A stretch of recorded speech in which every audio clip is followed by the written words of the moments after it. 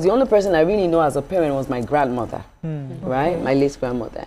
So there was a lot of confusion going on in my head. And when I grew up and I got to know some certain things, I didn't want that for my children. So I had to pay the price.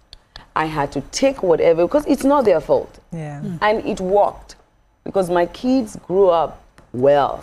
Like, Priscilla was about 15 or so when I didn't even know you guys were separated. Like, it didn't dawn on her. Wow. Yes, because every Christmas it was a ritual. I'll get 2 gifts each, and I make sure the dad's gift is bigger.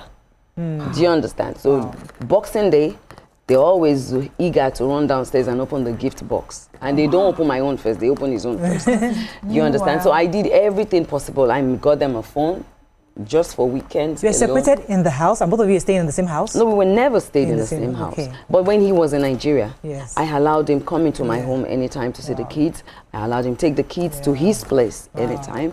Do you know? So they just didn't know, because I never cussed out on him in their presence. There was never bitterness. Yes, there was never no.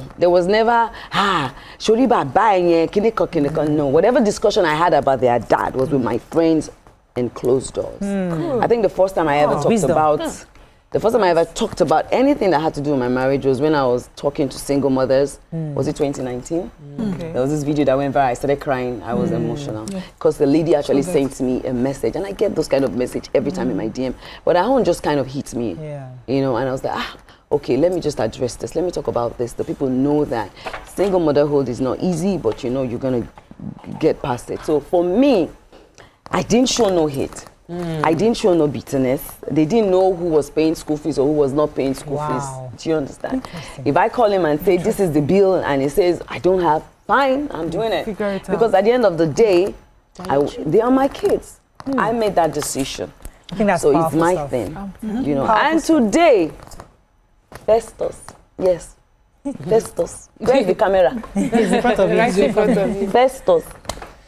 I'm jealous. It's very close to the dad. Yes. Wow. I mean, in fact, when I go to see him and he's talking, I think he's talking to a friend. Who is that? My dad. I'm like, that's why we are jealous enough. But Festus is laughing. He's like, what's going on? Like, because I never made it a big deal. I never showed any sign. You know, people are going to watch this interview now and say, Shebi, you are toxic, even though they had, you know, done a lot of evil to that woman. They're saying, they're going to say, see Iyabo, go and see your mates. She did not show, she did how she handled it. And they're going to get away with some form of injustice. No, they don't have to get away with it, because, you know, the kids, they grow and they know. My kids, they know the truth. But I also wanted to find out, while you were, you know, doing this and carrying it on, did he make it difficult for you? Because we've heard stories of how some people would want to do it just the way that you've done it, but the other party just finds ways of making things difficult. Or was he just someone that understood? Okay, so for me, I didn't really care. I was done. So whatever contribution he wanted to contribute or not contribute didn't matter to me. I gave the options. There's a phone. When you want to call them weekends. They will pick up their call. So if you call, if you don't call, I'm not bothered. When the kids come and say, oh, I've not spoken to my dad, you've not spoken to him. Maybe he's busy, he traveled, he's doing something. I don't even show it. I'm like, he's busy, he will call you.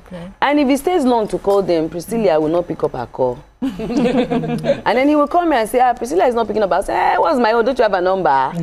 Do you understand? I'm like, okay, sorry, I was busy. Then he gives his explanations to them. I don't explain anything to them. You know, I allow them have their relationship the way he wants to have it with them. So you just what I'm getting from you, Iyabo, is that you focus more on you. How you behave. You're not really interested in how he's behaving, what he's doing. It's about how you're raising the kids and giving them access. I love that, because that for me is very profound.